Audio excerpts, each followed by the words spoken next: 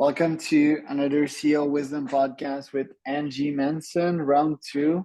We did the last edition last year talking about her business, talking about addiction and recovery. So we're going to continue on that role today. I'm glad to have Angie on because she's a great guest. She has a trove of experience and is really talkable. This pod is brought to you by podpar.com. If you want to start your own podcast and scale, monetize the unconventional way, you can go to podpar.com. It's my podcasting agency.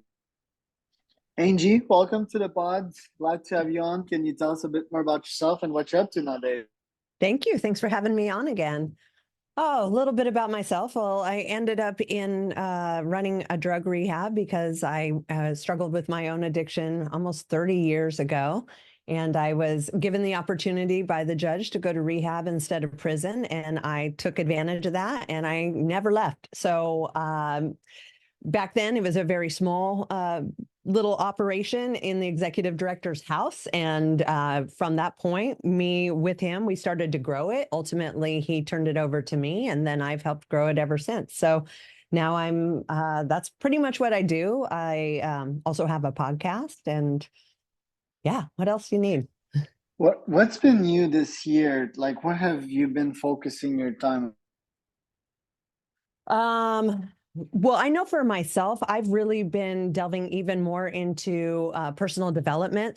There's been a path I've been on in the last year of re-experiencing like spirituality, utilizing different techniques between meditation, breathing, somatic therapy, equine therapy. There's been a ton of things that I've been sort of doing personally because I am a firm believer that, nothing ever stays the same. So if you're not actively working on yourself, in all these different areas, then you're going to be going down. So I've been out in a big pursuit for continued personal enhancement and development, and then taking what I'm learning and thinking about like an Elevate 3.0, what other things I can bring into the program that I know would only benefit our clients and staff. So, okay, what's been new in the Elevate centers that you've opened? Like, what new programs are you putting forward? What new challenges have been happening this year? Probably our biggest challenges are continuing to generate enough clients that can come to the program. Obviously, there's not a need for people to help. Like addiction is huge. And we've had the most tremendous surge in alcohol. Like our demographic is like 70% people struggling with alcohol now.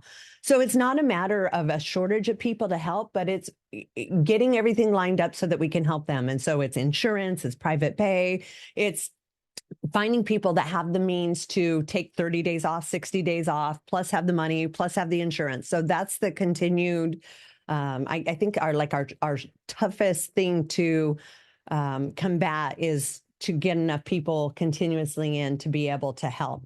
So that's pretty much what we work on nonstop. Of course, also, we don't build our business on return customers or lifetime customers. So it's a consistent generation of basically new customers or new people to help. Let's talk about the fentanyl problem. Reading here on your LinkedIn that 127 soldiers died between 2015 and 2022 in the streets. People die by the hundreds almost on a daily basis, depending Yes. the time of the year. So how can we eradicate that problem? We got to stop the flow of it coming in. I mean, it's flooded our country like it used to be heroin, right? And so it would be imported, but you needed poppy plants. It was much more difficult to attain. But with fentanyl, it's so cheap and easy to make, and it comes through the borders and it's everywhere. The best thing we could do is try to educate people, because I think a lot of people are under the opinion, oh, it's just cocaine or it's just weed or it's just, Molly, whatever it is. They don't realize that that's all being laced now with fentanyl. So people don't know they're being poisoned by this chemical. They think they're just doing recreational drugs. So I think the first thing that has to happen is education.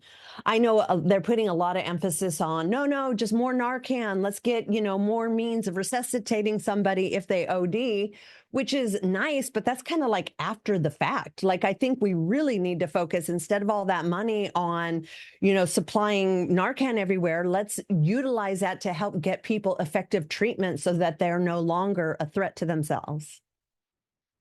Right. And I guess legalization wouldn't hurt, right? What is your stance on legalization of drugs like heroin? I don't think it would help. I think that it would still kill people. It's not like you legalize it and then suddenly people aren't dying from it. Weed I get, or marijuana, I would even hope nowadays that people get it from the dispensaries, just because you can't trust anything that you find on the streets. So for those reasons, for like safety reasons, I am a fan of like legalization of marijuana, possibly mushrooms, things that are not going to kill somebody. But I think the legalization of drugs that could take somebody out, I don't think that's going to solve anything. Right, because my understanding was that fentanyl was part of the mix that they gave people in the street. So, and it is that way because it is cheap, right? Or is it because it's a substance on its own and people are like, I want fentanyl today? Both. So we have people in for both. It is cheap. It's easy to produce. Like I said, a lot of people are taking it. They don't even know they're taking it. Like we do drug tests, drug panels when everybody enters the program, so that we know what they're coming in on, and then we can watch the levels decrease and make sure they're doing okay. There's people that don't even realize they're on fentanyl. They think they're taking other things. So, it's a popular drug because, yes, it is cheap, but it's also highly addictive. So it's not just mentally, it is also physically addictive. Like cocaine is mentally addictive, but physically, you can pretty much safely come down from it without massive intervention or medical detox or that sort of thing. But when you're hooked on opiates, the come down or the detox is excruciating. And so for those reasons, people do not want to come off of it because it hurts. And if they're not in a safe environment or they don't have medications to help them come down, they don't want to be sick. So they're just going to keep perpetuating the use. So nowadays, oddly enough, I'm finding myself read two audibles that are quite interesting and relevant to this conversation. One is a guy that I used to watch when I was younger on Jersey Shore, Mike the Situation. Apparently, he's an opiate addict. And Matthew Perry, which you most probably know from Friends, Canadian dude that gained worldwide fame. Both struggle with painkillers, that are prescribed by doctors. And yeah, that was a huge case in the US with Purdue Pharma being prosecuted. I talked with their former PR agency leader the other day on the pod, and it was quite interesting. What do you have to say about like these legal medicines that are being abused over the nation and the effect that it has on someone? I think it's a terrible issue. I mean, there's so many people that come into my program. They didn't start out, well, nobody starts out as a drug addict, or at least very few. They had an accident, they had an injury, they had chronic pain, they had something that precipitated the surgery, whatever it is, and they were given the medications, and they became addicted. Hopefully, like some doctors, don't kind of cut them off, but I've also seen that work in respect too. Like they're still in pain, but the doctor won't give them medication. Now they go into the streets to get the medication because they're either having symptoms of withdrawal or they're having pain, but they're used to medicating to solve their problems. And so it is physically and psychologically not good. And yeah, I get that the pharmaceutical industry was, made responsible several years ago for the oxycodone, but they just reframe it and call it something else. I mean, what they paid in fees, what they've, came out of pocket is a fraction compared to the profits that they made. So for them, it's like, okay, that's fine. I'll pay your 10 million, but I just made 80, 90, 100. That's fine. It's a reasonable risk they're willing to take. So Matthew Perry died a year ago, overdosed on I believe it was ketamine and a combo of a bunch of other drugs. I think he drowned actually from that use in his bathtub. And he's a lifelong addict. He went into 50 recoveries, um, had psychotherapy from the age of 18 through his whole life. He died at like 53. What do you have to say to someone like him that says there is no cure? I would say there is. That is a big problem, is a lot of people give up hope because they know only one way. The AANA modality is so prominent that a lot of people have tried that, they failed, and they're like, so sobriety isn't for me because the only thing out there doesn't work. But there is so many other ways, but there's not always easy access. Like even for us to try to put our names out there to be like, hey, we're an alternative, you're competing against, publicly traded companies and money. And believe it or not, drug rehab is like in the top 5 search terms. So it's so competitive to try to even get out there and say, hey, there's other ways. There is hope. There is something else that you can try or do. It's a very competitive and tough field for the little guys to get their names out there. In the case of Matthew, did he just convince himself? Did his demons always get the better of him? Is just like repetition of constantly failing to tame your demons? I don't know. I don't know what his personal reasons were. I know a lot of people, again, they turn to drugs and alcohol because it becomes a solution to whatever problem they're having. And so a lot of people will continue that because they don't want to confront or handle or change what they're doing. Or again, they don't know how. It becomes a very painful physical, mental, spiritual process to not be on it. And so it's a very quick solution to do that to alleviate whatever's happening in their lives. Yeah, just part of their identity. It's like I'm a rebel, that shit never worked for me, and I'm just gonna do drugs, write a book about spending 350K on a jet to go back and forth to get my drugs and not being able to get them. It's like a story, it's like a character that he's playing because that was his job as well, being an actor, right? So um field sometimes actors they're shells. They just move from shell to shell and they never really find themselves. So yeah, it's a complex topic for sure. And ironically, like ketamine is used therapeutically nowadays, and that's what like got him in the end. One of my favorite rappers as well, Mac Miller. He had he had fentanyl finding his system. I studied the other day the club of the 27s. Forgot like Mm-hmm. who was in there. I think Jim Morrison, The Doors, and the Rolling Stones, and Janis Janet Joplin, Jimi Joplin. Yeah, Hendrix. Yep. yeah. Like what happened Amy to Winehouse. yeah, Yeah. what happened to these folks? Like, could have they gone out of it, or just are they just tortured souls that didn't stand a chance against life?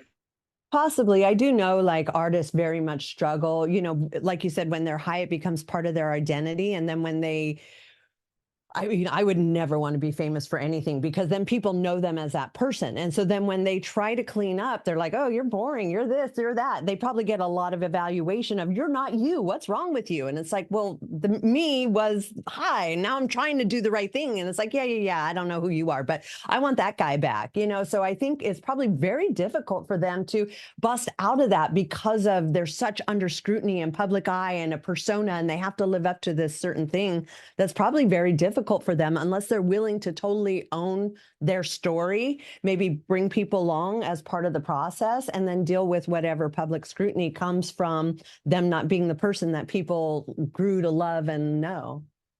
I would hate that life. That's just Yeah, that is a whole nother level. yeah. And I had a podcast today with like a sex tech founder, and we talked about a tool called the Handy, which is like basically a tool that jacks you off for guys. And I was like, this shit is dangerous. Do you have people coming in for sex addiction?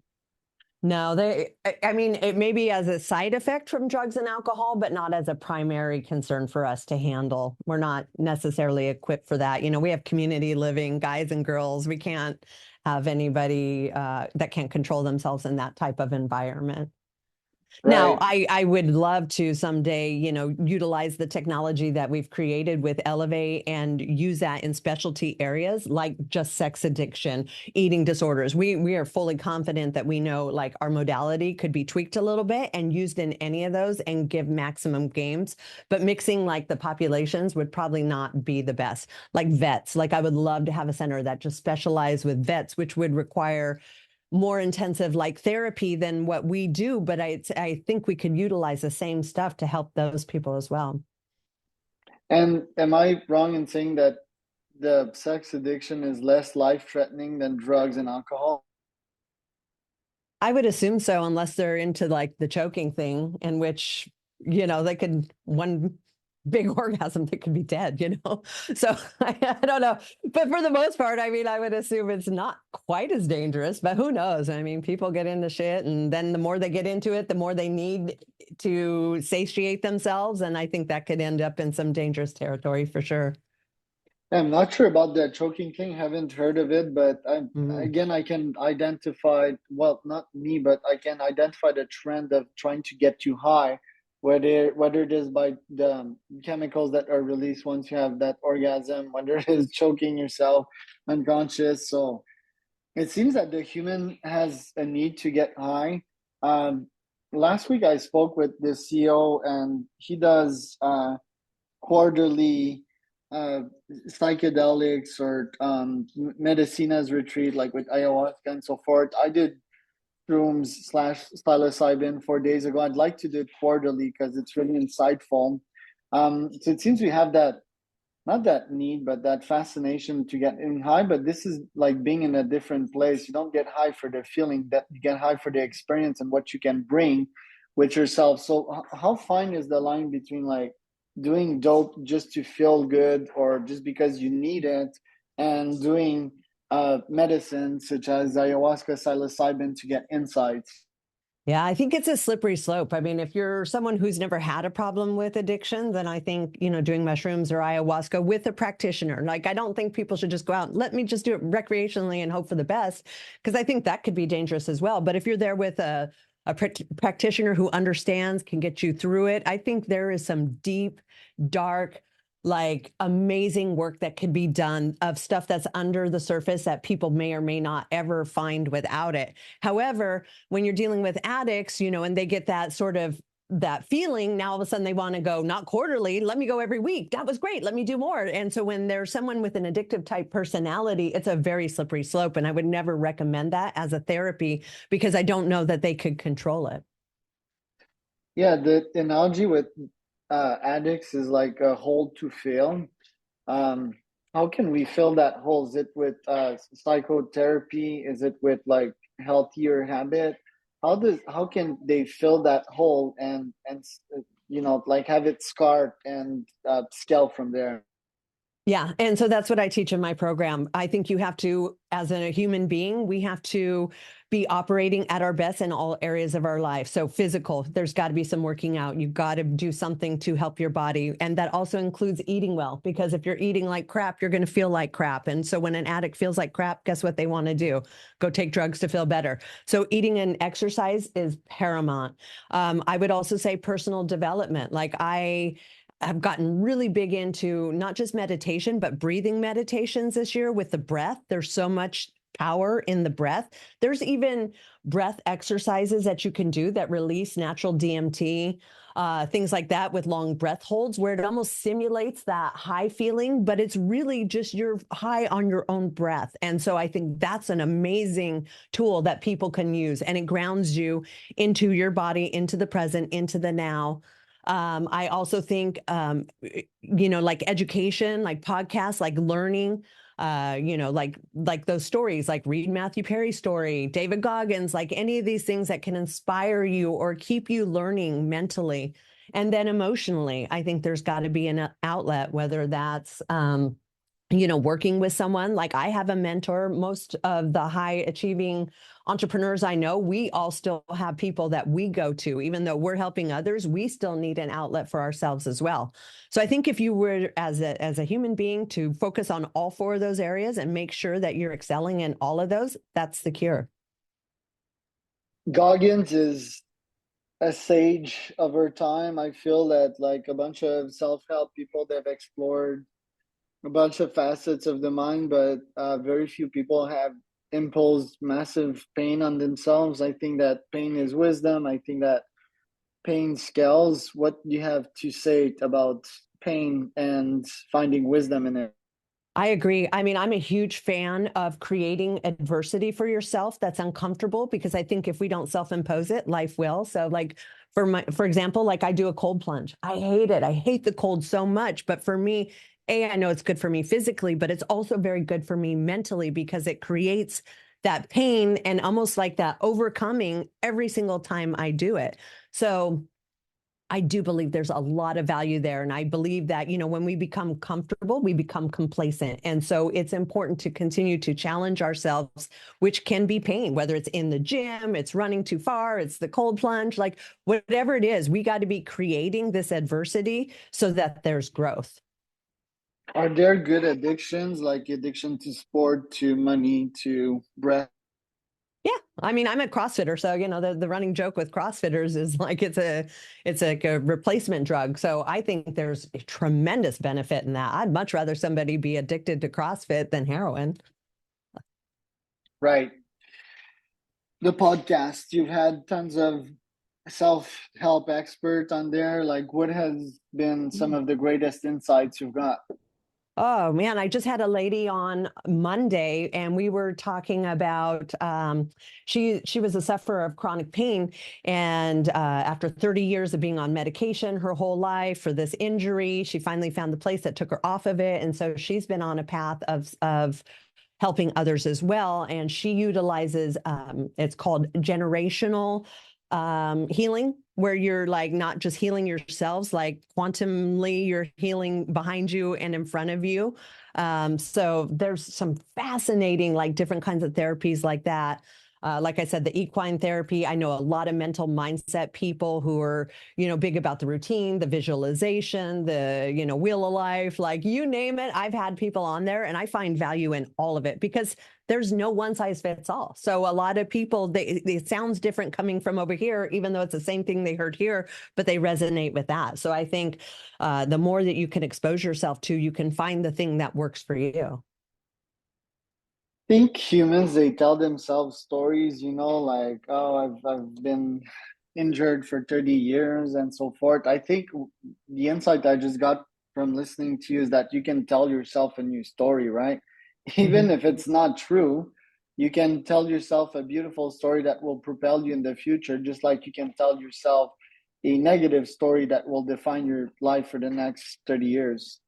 100%. And that's why like I'm a fan of our modality, because we don't allow the victim mentality. Like this happened to me, poor me. The more we feel sorry for ourselves, or we're the victim of our circumstances, the less causative we are and the worse we feel. So if you can find your accountability, responsibility for creating whatever it is in your life, and then just reframing it like, yeah, that sucked, but what I got out of that was blah. Or if that didn't happen, this would have happened.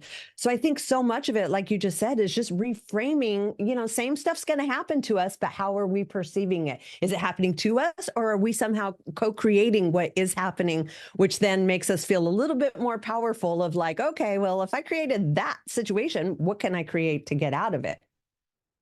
Love that. Where can people find out more about you, Angie? I have a website, angiemanson.com. I'm on Facebook. I'm on Instagram. My rehab is elevaterehab.org. Any and all those things.